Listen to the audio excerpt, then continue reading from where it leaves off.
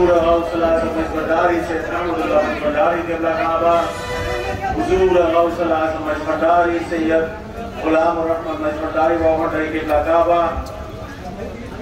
हुजूर गौस ज़मान मजमदारी सैयद शफी हुसैन मजमदारी क़िबला काबा तरीका मजमदारी আসানে আয়োজিত এই আল্লাহ রাসূলের মাহফিলে তিনি আমাদের সবাইকে এখানে উপস্থিত থাকার তৌফিক দিয়েছেন। সবাই বলি আলহামদুলিল্লাহ।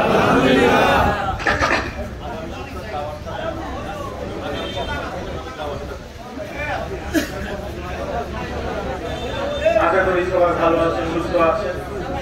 আমরা বেশ কিছুদিন পয়লা শ্রাবণের সময় মনোফাইটা আগে ২-৪টা প্রোগ্রাম করে গিয়েছিলাম আপনাদের এখানে আশেপাশে। ইনশাআল্লাহ আগামীতে আরো কিছু মাহফিল আছে এবং আমাদের তরিকার শিরোমণি যাকে না পেলে আমরা এই মাইজভান্ডার শরীফ তরিকার মাইজভান্ডারিরা শরীফ বা হাবিব বাবা কোনো কিছুই পেতাম না।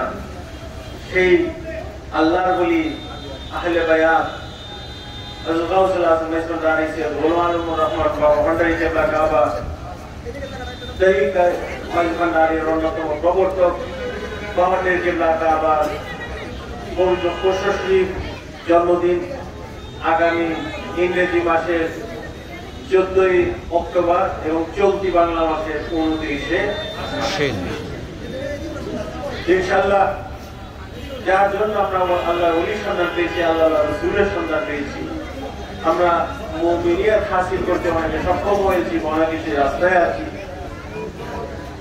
যার জন্য সবকিছু ইনশাআল্লাহ তার খুশ হচ্ছে। আমরা ইনশাআল্লাহ সবাই সম্মিলিতভাবে কাফেলা নিয়ে সেখানে হাজির থেকে আমরা এক পবিত্র মাইজভান্ডার শরীফের মাঠে ইনশাআল্লাহ উপস্থিত থেকে আমরা আল্লাহর ইবাদত করে তার ওলিকে সামনে সাক্ষী রেখে ইনশাআল্লাহ আমরা সবাই আমাদের মনের যে যে ফরিয়াদ যেহেতু যাতে তামান্না সেগুলা পেশ করলে আমার মনে হয় খাস দিলে খাস মনে মুমিন বান্দারা কোনো কিছু চাইলে আল্লাহ তাআলা নিঃসন্দেহে সেটা না করবেন। তো আমাদের আগামী 26 ঠিক আগামী সোমবার 26 অক্টোবর, এটা আপনাদের এইখানে আপনার গাজীপুর অল্প সামনেই পড়েছে। এটা হলো কলা বাগান ইটা জটা জয়দেবপুর, এই যে এখানে ইটা কাটা, এখানে ইটা ভাটা, ইটা ভাটা লেখাটা এত ছোট, ইটা ভাটা জয়দেবপুর, এই যে গাজীপুর চৌরাস্তা অল্প সামনে আপনাদের।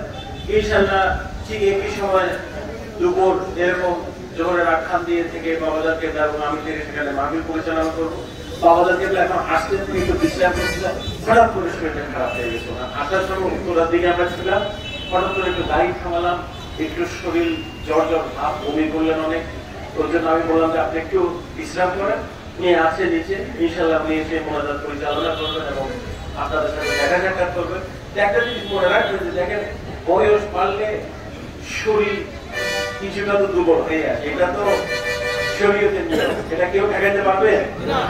একটা সুস্থ 20 বছরের ছেলে আর একটা সুস্থ 70 বছরের লোকের মধ্যে পার্থক্য আছে না, ঠিক আছে না? তো ঠিক এটা মনে রাখবেন যে ইনশাআল্লাহ বাবাজার क़िबला আছে, আসবেন ইনশাআল্লাহ, আমাদের মাঝে অনেক দিন দীর্ঘদিন থাকবেন, আমাদের সাথে দেখা সাক্ষাৎ করবেন, আমাদের নসিহত বাণী করবেন।